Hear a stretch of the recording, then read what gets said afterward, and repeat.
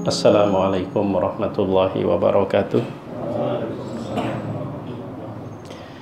Bismillahirrahmanirrahim. Alhamdulillah wa bihi nasta'in.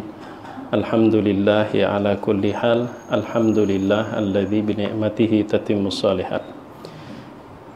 Ashhadu an la ilaha illallah wahdahu la syarikalah wa ashhadu anna Muhammadan abduhu wa rasuluh la nabiyya ba'dah. Allahumma salli wa sallim wa barik ala Muhammad wa ala alihi wa ashabihi wa ala man ittaba'a hudah, amma ba'd. Yang Allah muliakan, ikhwan akhwat fillah, jamaah salat maghrib musalla miftahul jannah, mata'anallah wa iyyakum bisihhati wal afiyah. Alhamdulillah, puji dan syukur kepada Allah selalu kita panjatkan. Salawat dan salam atas Nabi kita Muhammad sallallahu alaihi wasallam. Semoga senantiasa Allah limpahkan juga atas keluarga, sahabat, serta pengikut beliau ila yaumil qiyamah. Ikhwan dan akhwat fillah rahimakumullah, salah seorang murid Imam Al-Ghazali yang cukup lama menimba ilmu dengan sang guru, sampai ia mengatakan, hampir seluruh masa mudaku kuhabiskan untuk belajar dengan Imam Al-Ghazali dari berbagai disiplin ilmu, baik dalam hal fikih, usul fikih, akhlak seperti Ihya Ulumuddin, Bidayatul Hidayah, Mukasyafatul Qulub, sampai kepada persoalan-persoalan akidah maupun filsafat. Begitu cukup lama, sang murid kemudian saat usia semakin menua, apa katanya? Wal ana yambaghi li an a'lama ayya naw'iha yanfa'uni ghada wa yu'annisuni fi qabri. Sekarang sudah seharusnya aku mengetahui dari sekian pengetahuan yang aku terima dari guruku, mana yang akan bermanfaat besok dan yang akan menemani aku di dalam kubur. Wa ayyuha la yanfa'uni hatta atrukahu, dan mana yang sebenarnya tidak banyak memberikan manfaat, agar aku dapat meninggalkannya. Memang ada ilmu yang tidak memberi manfaat. Kalau kita melihat sabda Rasulullah sallallahu alaihi wasallam, Allahumma a'udzubika min ilmin la yanfa'. Ya Allah, aku berlindung kepada Engkau dari ilmu pengetahuan yang tidak memberikan manfaat. Doa Rasul itu, kata murid Imam Al-Ghazali yang cukup lama mengusik pikiranku, bahwa ternyata ada ilmu pengetahuan yang tidak bermanfaat, sehingga Rasul pun berlindung kepada Allah. Allahumma a'udzubika min ilmin la yanfa'. Fastamarrat hadhil fikratu hatta kataba ila hadrati syekh. Kelamaan pikiran itu akhirnya membuat sang murid memberanikan untuk menulis surat kepada sang guru Hujjatul Islam Muhammad Al-Ghazali, istifta'an wa sa'alahu masaila wal tamasa nasihatan wa du'a, meminta fatwa, bertanya beberapa masalah sekaligus minta nasihat dan doa. Wa in kana musannafatu syekhi kal ihya wa ghairihi tashtamilu ala jawabi masaili. Lalu kata sang murid, sekalipun sebenarnya tulisan-tulisan guruku itu seperti kitab Ihya Ulumuddin 5 jilid wa ghairihi dan buku-buku yang lain, sebenarnya di situ ada jawaban tentang pertanyaan-pertanyaanku. Aku tahu, kata sang murid, lakin maksudi an yaktuba syaikhu hajati fi waraqatin takunu ma'i muddata hayati.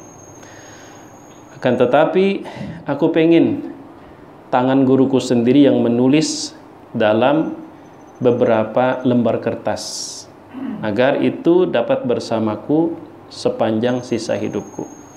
Wa a'malu bima fiha, sehingga aku mudah untuk mengamalkan poin-poin yang ada di lembaran-lembaran kertas tersebut, insya Allah. Maka akhirnya Imam Al-Ghazali pun mengabulkan, sehingga Imam Al-Ghazali menjawab dalam bentuk surat juga, yang kemudian tertuangkanlah menjadi buku ini yang berjudul Ayyuhal Walad, wahai anakku. Nah, jadi kajian kita pada malam hari ini, kita ingin mendengarkan termasuk ulun terlebih utama bagaimana Imam Al-Ghazali memberi nasihat kepada murid yang sudah hampir seluruh masa muda dihabiskan untuk tekun belajar dengan Imam Al-Ghazali. Apa nasihat pertama Imam Al-Ghazali? Ayyuhal walad, wahai anakku, min jumlati ma nasabihi Rasulullah sallallahu alaihi wasallam ummatahu qauluhu alaihi salam. Di antara nasihat yang diberikan oleh Rasulullah kepada umatnya, wahai anakku, adalah sabda beliau, alamatu i'radillahi ta'ala 'anil abdi istighaluhu bima la ya'ni. Tanda Allah berpaling dari seorang hamba, itu yang paling kita khawatirkan.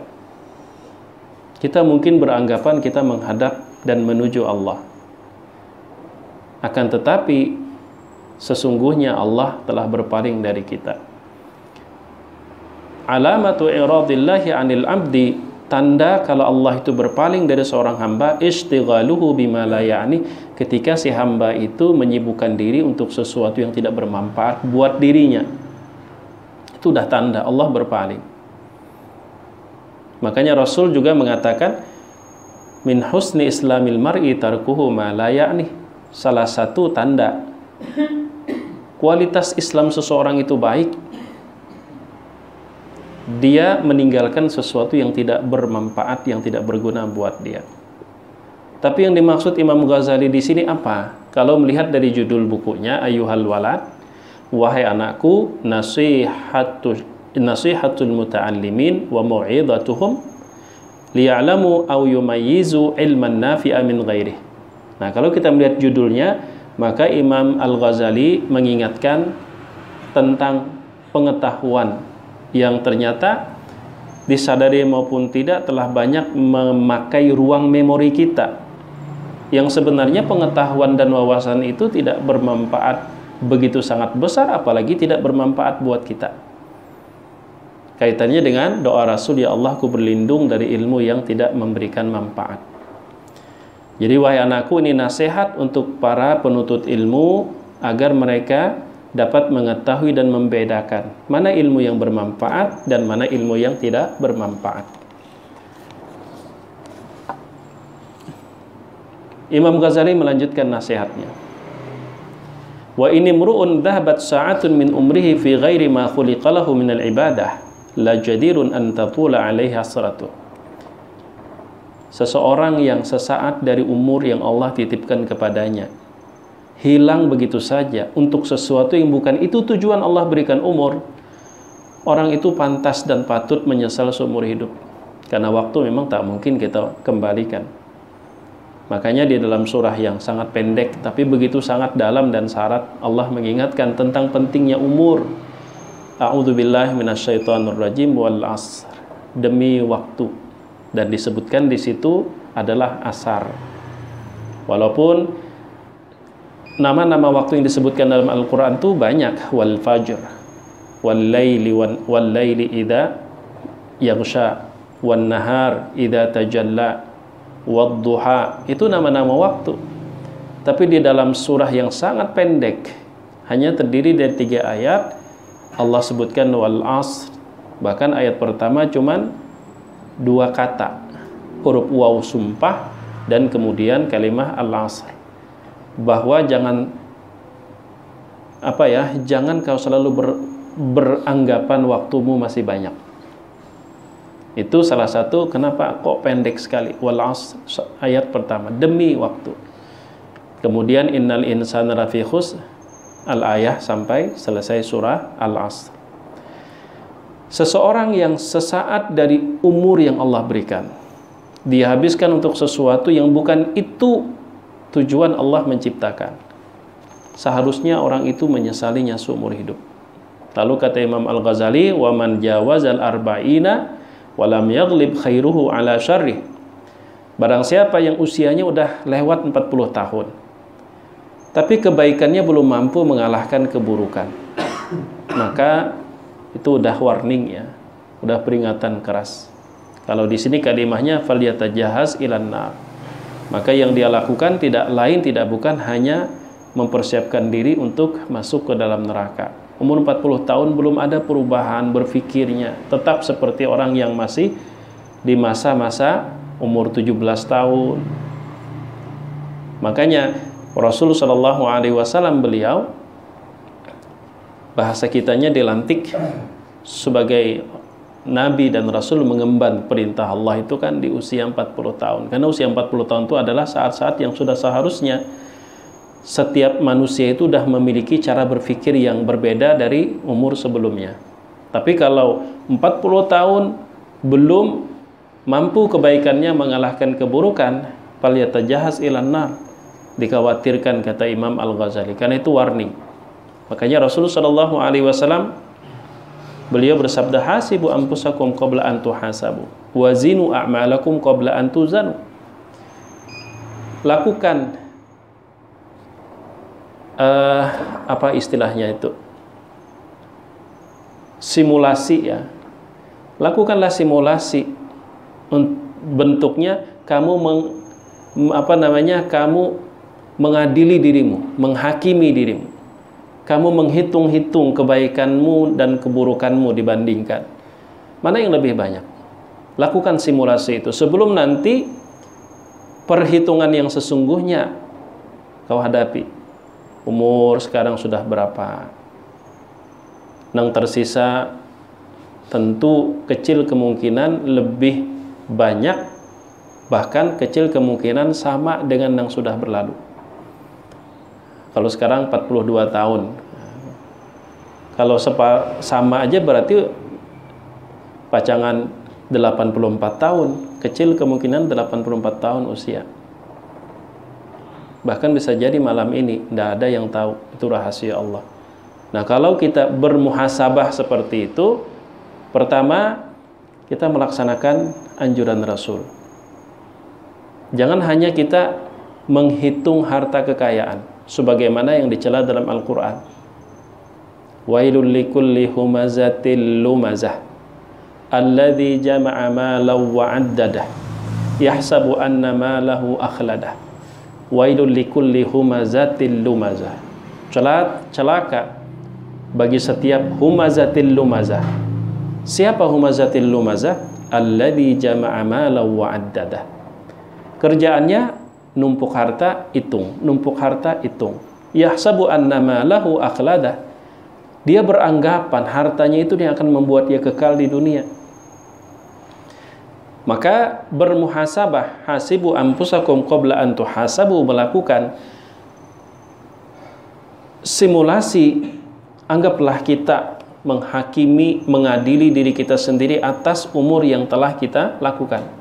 Dan itu adalah bagian dari perintah Rasul, qabla an tuhasabu, sebelum kita menghadapi perhitungan yang sesungguhnya, yang tidak akan terlewatkan sekecil apapun perbuatan kita, baik maupun buruk. Nah, lalu kata Imam Al-Ghazali, wa fi hadhihi nasihati kifayatun li ahli ilmi. Untuk para penuntut ilmu sebenarnya beberapa nasihat, beberapa kata ini lebih dari cukup kalau direnungi. Ada 3 hal. Yang pertama, menyibukkan diri untuk pengetahuan wawasan yang sebenarnya tidak memberikan manfaat untuk kehidupan kita sesudah kematian, maka itu tanda bahwa Allah berpaling. Kemudian yang kedua, sesaat dari umur yang kita habiskan untuk sesuatu yang bukan itu tujuan Allah memberikannya, sejatinya harus kita sesali. Bahkan seumur hidup. Kenapa seumur hidup? Karena tidak mungkin lagi kita kembalikan. Kalau bisa kita kembalikan, mungkin penyesalannya nggak seumur hidup. Penyesalannya mungkin selama kita belum mampu mengembalikan. Tapi waktu dari hidup kita, umur yang Allah berikan, lalu kita habiskan untuk sesuatu yang bukan itu tujuan Allah memberikannya ke kita, maka sekali dia berlalu, semakin dia jauh. Karena itu kan ada tulisan-tulisan yang juga cukup viral mengatasnamakan Imam Al-Ghazali bertanya kepada murid-muridnya, wahai saudara-saudaraku, di antara 6 pertanyaan apa yang paling jauh dengan kita dalam hidup ini? Masing-masing menjawab. Ternyata kata Imam Al-Ghazali, jawaban kalian tidak salah. Tapi yang paling jauh dengan kita dalam hidup ini adalah masa lalu. Karena sampai saat ini siapapun orangnya, sehebat apapun, belum dan tidak ada yang mampu untuk mengembalikan waktu yang telah berlalu. Maka gunakan hari ini sebaik-baiknya, karena hari ini akan menjadi kemarin, dan akan menjadi minggu yang lalu, akan menjadi tahun yang lalu, dia tidak akan pernah bisa kita kembalikan. Dia akan semakin jauh, dan semakin jauh.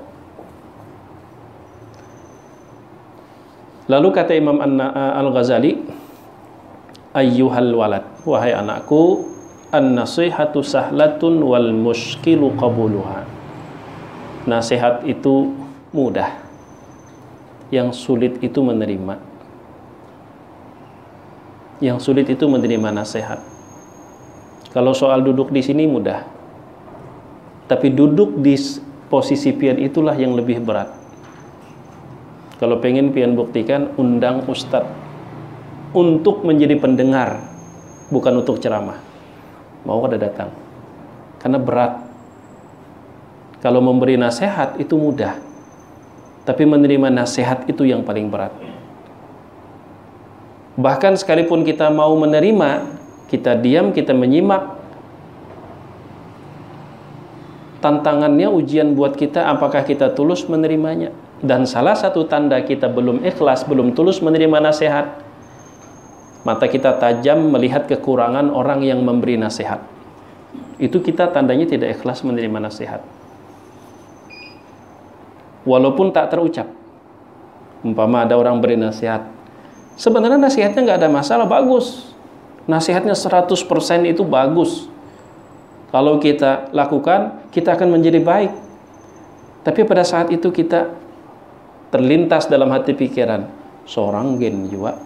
Nah, berarti kita masih tajam terhadap kekurangan orang yang ngasih nasihat. Maka itu tandanya kita belum ikhlas menerima nasihat.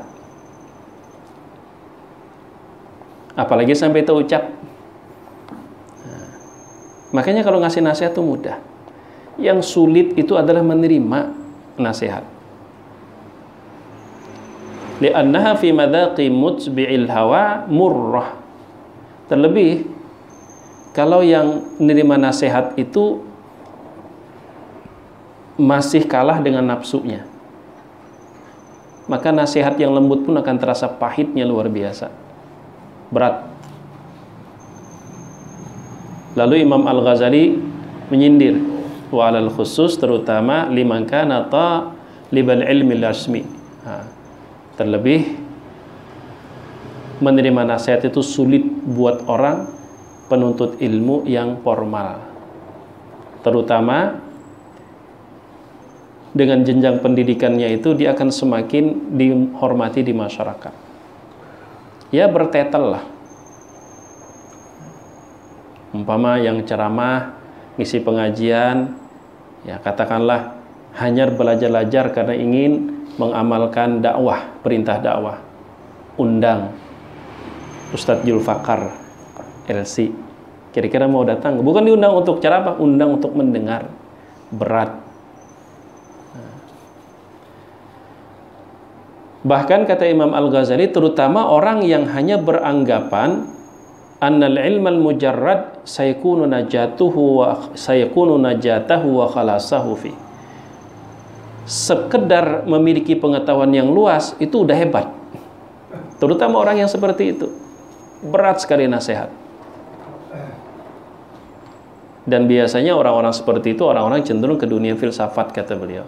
Subhanallahil azim. Jadi Imam Al-Ghazali pun sebenarnya beliau ahli di bidang filsafat. Karena itu beliau menulis buku Tahafutul Falasifah. Tapi beliau menulis buku tersebut untuk memfilter. Karena begitu derasnya arus filsafat pada masa beliau, sehingga banyak orang yang kayaknya dia udah merasa selamat karena dia udah tahu. Mungkin kalau wayah ini anggapan-anggapan mun sudah sampai itu biar ada sembahyangan gen. Ada sembahyangan gen. Itu pesat sekali tumbuh di masa Imam Al-Ghazali. Dan itu juga yang menyebabkan beliau menulis Ihya Ulumuddin. Karena orang udah mulai, karena gandrungnya dengan dunia pemikiran, kayaknya mabuk dengan filsafat, sehingga pengetahuan-pengetahuan yang bersifat, kalau bahasa kita, ilmu zahir lah, itu seperti udah ditinggalkan. Atau istilah sederhananya, syariat sudah ditinggalkan karena sudah getol dengan yang namanya hakikat dan ma'rifat. Bermain kata. Bermain kata. Lalu beliau tulislah Tahafutul Falasifah ini untuk memfilter secara langsung. Kemudian beliau berikan alternatif, yaitu kitab Ihya Ulumuddin, kitab fikih tapi beraroma orientasinya tasawuf. Itu fikih tapi orientasinya tasawuf. Kemudian bagi sebagian kalangan orang, Ihya Ulumuddin itu terlalu jauh dijangkau, beliau tulis lagi buku pengantarnya yang berjudul Bidayatul Hidayah. Itu pengantar. Jadi kalau kita pengen baca Ihya Ulumuddin, anak tangganya Bidayatul Hidayah dulu. Istilahnya begini, orang kalau mau masuk sekolah langsung kelas 6 sih, kasihan yang masuk sekolah kelas 1 dulu. Jadi ada jenjang anak tangga. Terkadang tanpa membaca buku beliau Bidayatul Hidayah, langsung membaca Ihya Ulumuddin tanpa mengenal siapa Imam Al-Ghazali, bagaimana beliau sebenarnya, kiprah dalam dakwahnya seperti apa, tapi hanya ngambil satu bagian dari buku beliau Ihya Ulumuddin lalu dibedah, diriset. Nah, biasanya itu keliru menilai Imam Ghazali. Biasanya keliru. Karena memang buku Ihya Ulumuddin itu adalah dia alternatif. Alternatif setelah beliau filter filsafat yang menyimpang, kemudian beliau berikan alternatif agar syariat tetap dilaksanakan, tapi rasa nikmat umat yang terlanjur merasakan nikmatnya filsafat tidak sekaligus secara mendadak dihilangkan. Maka kalau pian baca Ihya Ulumuddin itu fikih yang beraroma tasawuf ke filsafat-filsafatan. Jadi di masanya itu luar biasa. Banyak orang yang kembali sadar, yang tadinya tidak sholat lagi, yang tadinya sepertinya, kalau bahasa orang kita, tak ke kiri lah, ngaji ilmu ketuhanan tapi tak ke kiri, itu bahasa kampungnya seperti itu ya, nang ampih. Padahal beliau sangat tegas mengatakan, man izdada ilma walam yazdad minallahi huda lam yazdad minallahi illa bu'da. Kata Imam Ghazali, barang siapa yang ilmu pengetahuannya bertambah tapi ternyata perilakunya semakin parah. Jadi kita tuh karena tahu hukum lalu berani melanggar hukum, nah itu kan parah. Kadang memang seperti itu kenyataannya. Semakin tahu semakin berani melanggar. Kenapa? Karena tahu celahnya ini, maka berani melanggar. Barang siapa yang ilmunya bertambah tapi walam yazdad minallahi huda, perilakunya tidak menjadi lebih baik, maka pertambahan ilmu lam yazdad minallahi la bu'da, hanya bertanda bahwa dia semakin jauh dari Allah, bukan semakin dekat.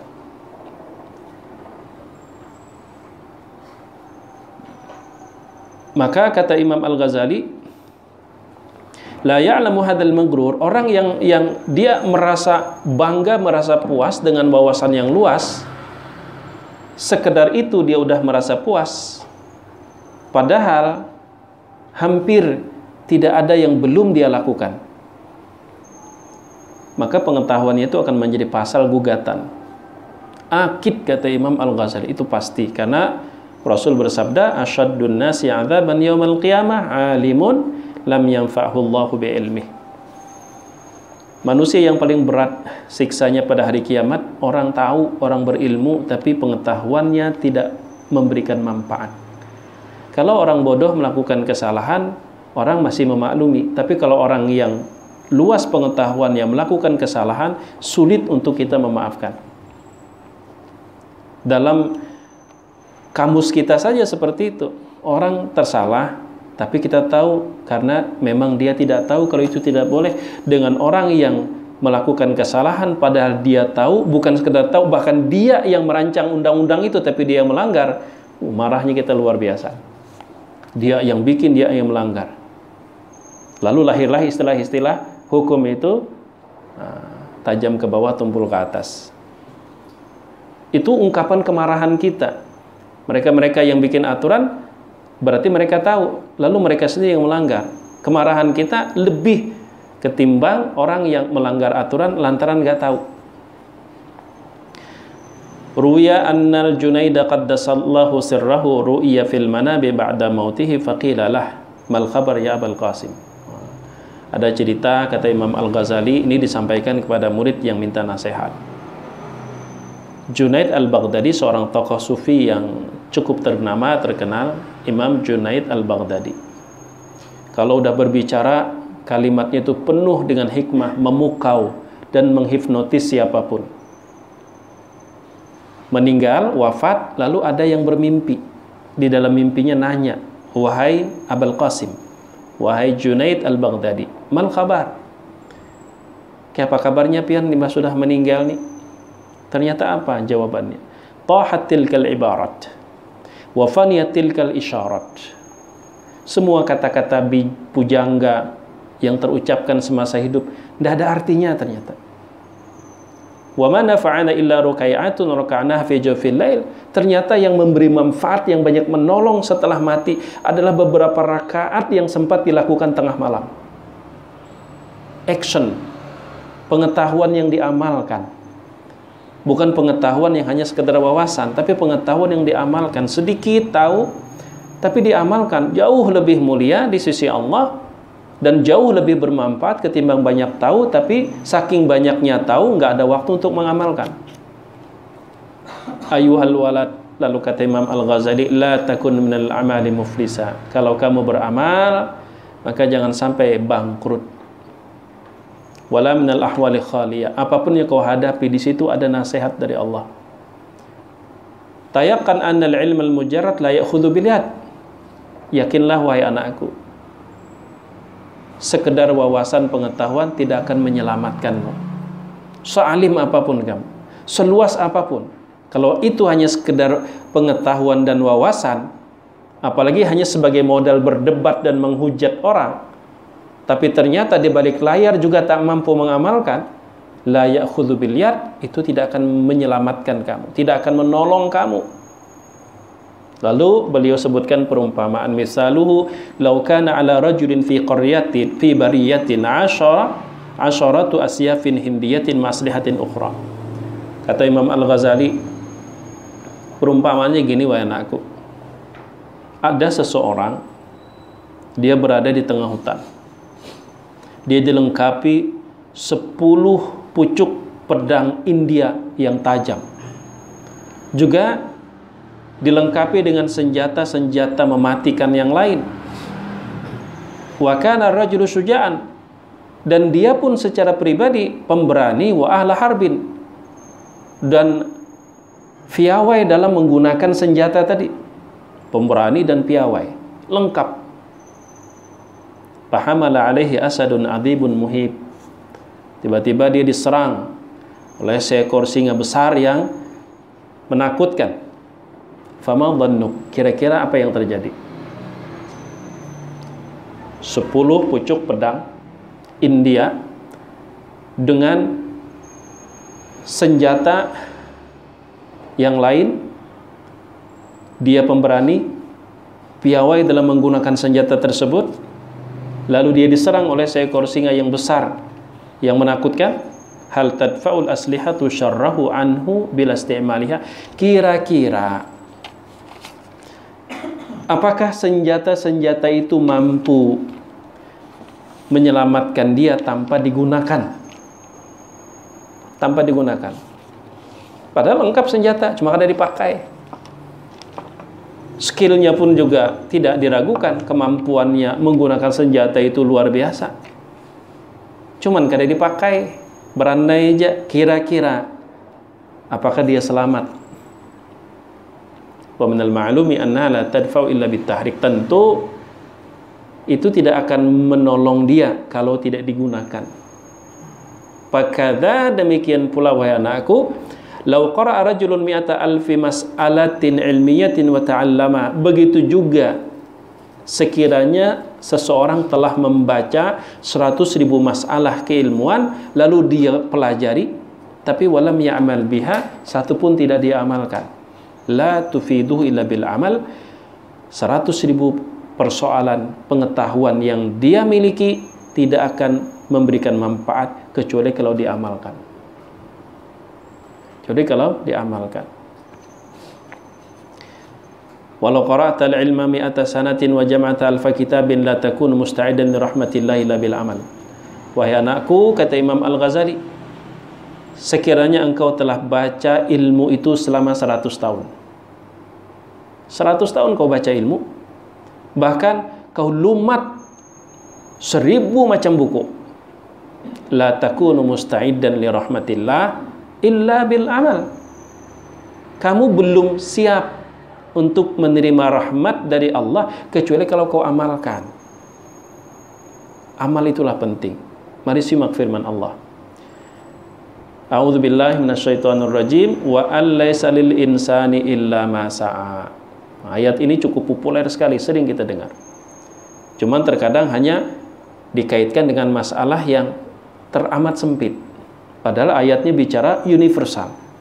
Wa allaysa lil insani illa ma sa'a, dan bahwa tidaklah bagi manusia kecuali apa yang dia telah sa'a, amila, perbuat. Andai kata sekedar pengetahuan itu cukup untuk menyelamatkan dan cukup untuk menjadi penyebab datangnya rahmat Allah, mungkin bunyi ayatnya wa allaysa lil insani illa ma 'alima. Andai kata, tapi mengetahui itu belum cukup. Mengamalkan itulah sejatinya yang akan memberikan pertolongan. Lalu firman Allah lagi sebagai bukti, faman kana yarju liqa'a rabbih falyamal amalan shalihan. Barang siapa yang dia sungguh berharap bertemu dengan Rabb-nya, maka apa yang harus dia lakukan? Falyamal, hendaklah dia berbuat, beramal. Tidak cukup sekedar tahu. Falyamal, artinya apa yang ulun sampaikan saat ini pun belum menjamin. Kenapa? Yang akan bermanfaat apakah ulun juga mengamalkan atau tidak. Ternyata pian mengamalkan, ulun kada jauh lebih mulia pian di sisi Allah. Kalaupun di mata pian tetap, oh ini ustad. Tapi kemuliaan yang sesungguhnya di sisi Allah. Manusia yang melihat secara kasat mata. Mbak sudah bulikan masing-masing ke rumah, ada tahu lagi kita nang digawi. Apa ulun gawi pian kada tahu, apa nang pian gawi ulun kada tahu. Nah, tapi kalau kita ngumpul di sini, tahunya ulun pakai peci, ada sorban di leher. Nah, dipandang sebagai ustadz, itu di mata manusia. Maka falyamal amalan sholiha, hendaklah dia beramal amal yang soleh. Tidak cukup falya'lam, tidak cukup hanya sekedar mengetahui tanpa diamalkan. Kemudian firman Allah sering dalam Al-Quran berulang, jazaa'an bima kanu yaksibun, sebagai balasan dengan apa yang dulunya mereka lakukan, bukan dengan apa yang dulunya mereka ketahui, tidak. Lalu firman Allah lagi, innal ladzina amanu wa 'amilus solihati kanat lahum jannatul firdausi nuzula khalidina fiha la yabghuna 'anha hiwala. Sesungguhnya orang-orang yang beriman wa 'amilus solihat, dan berbuat, beramal amal yang saleh, adalah untuk mereka surga-surga firdaus. Jadi sekedar ilmu tidak memberikan jaminan kalau nggak dipakai, kalau nggak diamalin. Kemudian ayat berikutnya, fa khalafa min ba'dihim khalfun adha'us salata wattaba'us syahwati fasawfa yalqawna ghayya illa man taba, taubat, wa amana, beriman, wa amila sholihan. Jadi untuk mendapatkan surga Firdaus itu sekedar pengetahuan tidak cukup, tapi amal pun juga tidak didasari pengetahuan pun juga berisiko.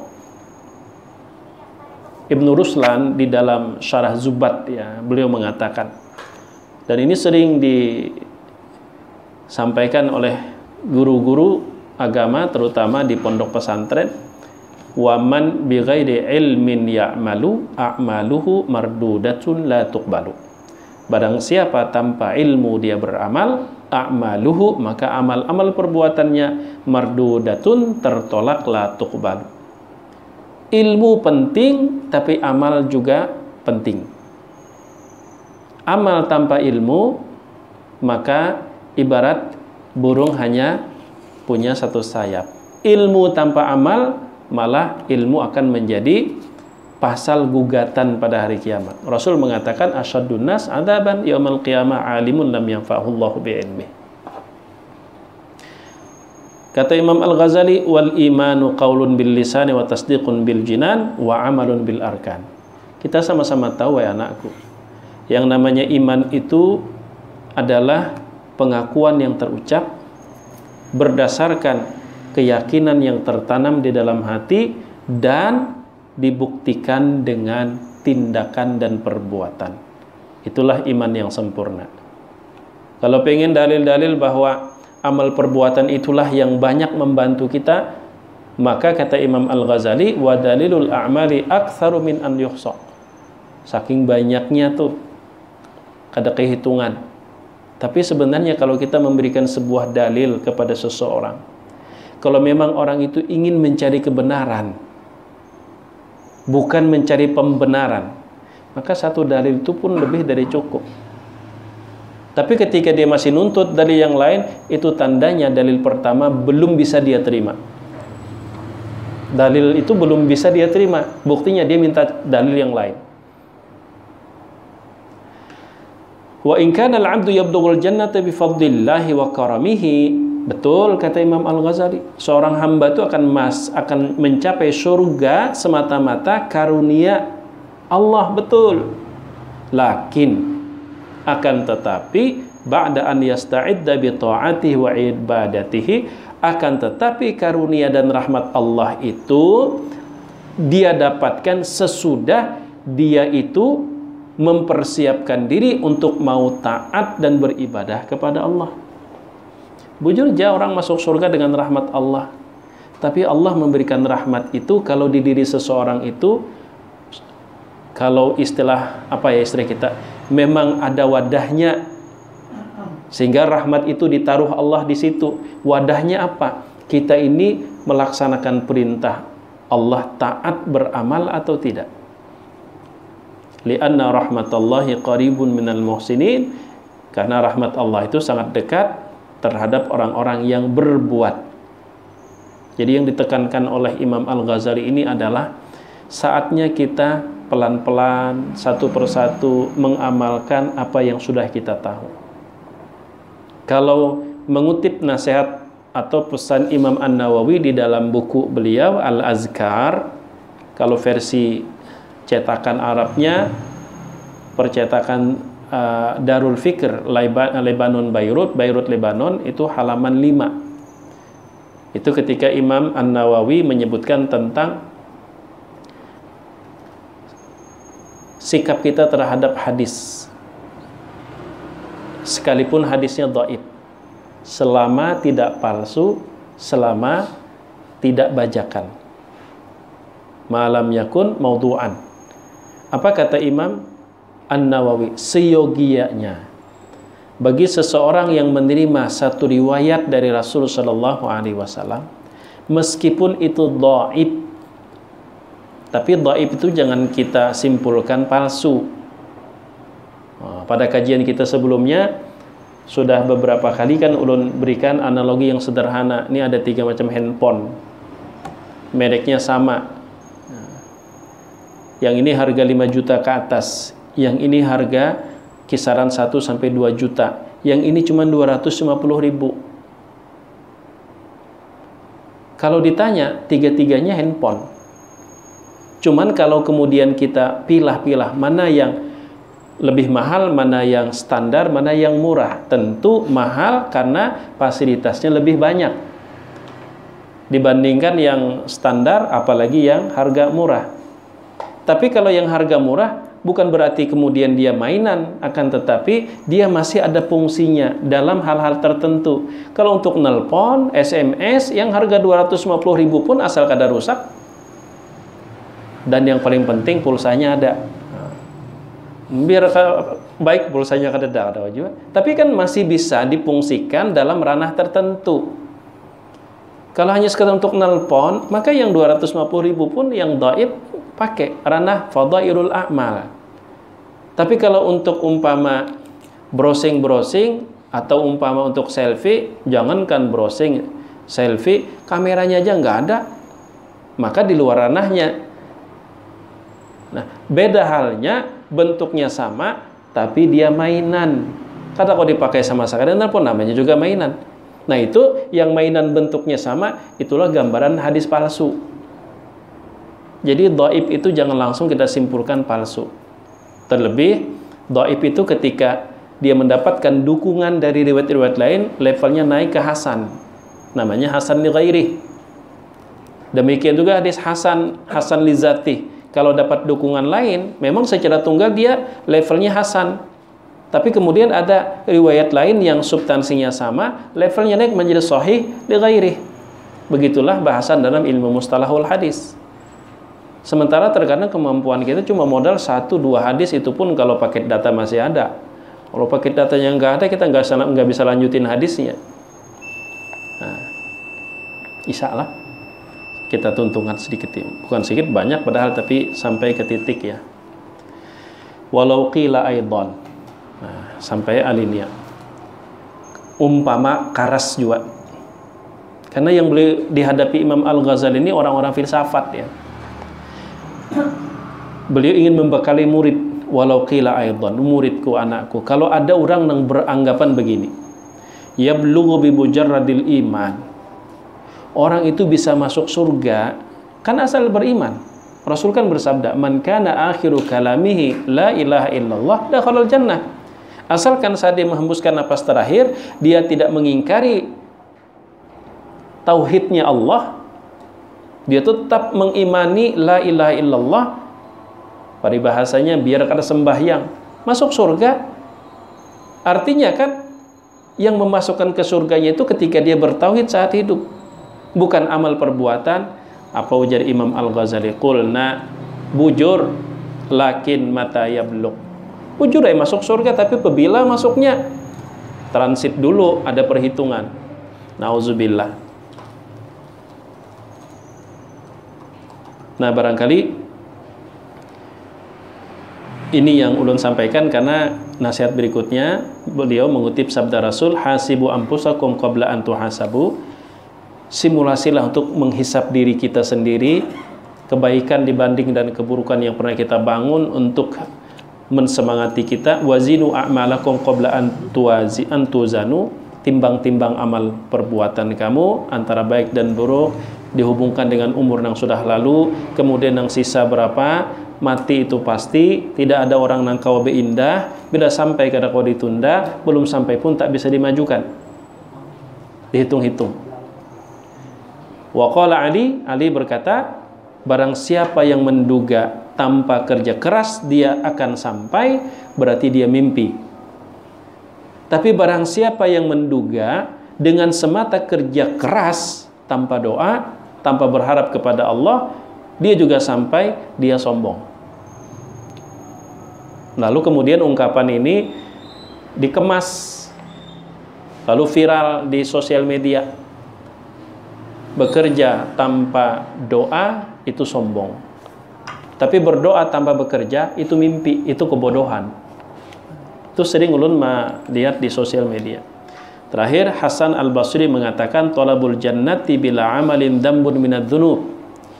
Mengejar surga tapi tak beramal, itu adalah satu kesalahan dari kesalahan-kesalahan. Itu satu dosa. Mengejar surga tapi tak mau beramal, itu adalah satu dosa, satu kesalahan. Sama halnya nasihat lain Imam Al-Ghazali. Di bukunya Bidayatul Hidayah, kata Imam Al-Ghazali, apa yang tidak suka kau lihat dari orang lain, maka begitu juga kalau hal itu ada di diri kamu, orang lain pun tak suka. Kemudian kalau kamu melihat yang tidak suka pada orang lain, lalu kau gunjing dan kau bicarakan, kau pander, maka kira-kira orang itu suka enggak? Kalau kamu ingin jawaban, seandainya aib kamu, kekurangan kamu dibicarakan orang lain, kamu suka enggak? Kalau kamu tidak suka, maka orang pun tak suka. Jadi sebelum kamu memander aib orang lain, maka bagaimana kalau aib kamu dipander orang lain? Kalau kamu tak mampu meninggalkan kesalahan tersebut, padahal kamu sadar itu salah, maka begitu pula mungkin orang tersebut, dia sadar tapi dia belum mampu, maka posisikanlah dirimu seperti dia. Tapi kalau kamu memandang diri kamu, ternyata kamu tidak menemukan satu kekurangan pun, kamu tidak menemukan satu aib pun pada dirimu, untuk ketahuilah itulah aib sesungguhnya yang kau miliki ketika kau tidak sadar bahwa kau punya kekurangan. Itulah aib yang sesungguhnya. Kita ada melihat diri kita merasa sempurna, kadang melihat kekurangan, maka itulah kekurangan kita. Karena ketika Allah menginginkan kebaikan kepada seseorang, Allah buka matanya untuk menyadari kekurangan dirinya. Tapi kalau dia belum mampu menyadari kekurangan dirinya, berarti itulah kekurangan dirinya yang sebenarnya.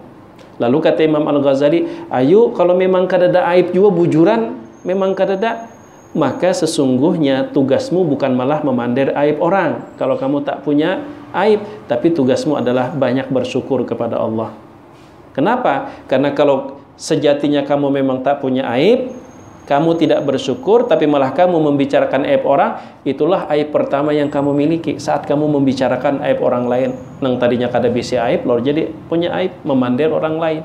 Semua itu terinspirasi dari sabda Rasul. Apa kata Rasulullah? Bihasabi imri'in minasyarr an yahqira akhahu al-muslima. Cukup keburukan seseorang ketika dia membicarakan keburukan orang lain. Yang kemudian dikemas lagi, belum tentu orang yang kita jelek-jelekan itu jelek, belum tentu. Mungkin karena sudut pandang kita aja yang terlalu berburuk sangka. Belum tentu orang yang kita jelek-jelekan itu benar-benar jelek, tapi mulut kita menjelekan orang itu sudah pasti kita itu punya sifat jelek. Dan itu yang jarang kita sadari. Nah, barangkali ini yang dapat ulun sampaikan. Mudah-mudahan menjadi renungan kita bersama, nasihat Imam Al-Ghazali kepada murid beliau, dan mudah-mudahan kita pun juga dapat mengambil nilai-nilai baiknya. Jika ada salah hilap, mohon maaf. Terima kasih atas waktu dan kesempatannya. Jazakumullahu khairah. Waktu Isya sudah masuk. Jika ada salah hilap, sekali lagi mohon maaf. Subhanakallahumma wa bihamdika asyhadu an la ilaha illa anta astaghfiruka wa atubu ilaik. Assalamualaikum warahmatullahi wabarakatuh. Waalaikumsalam.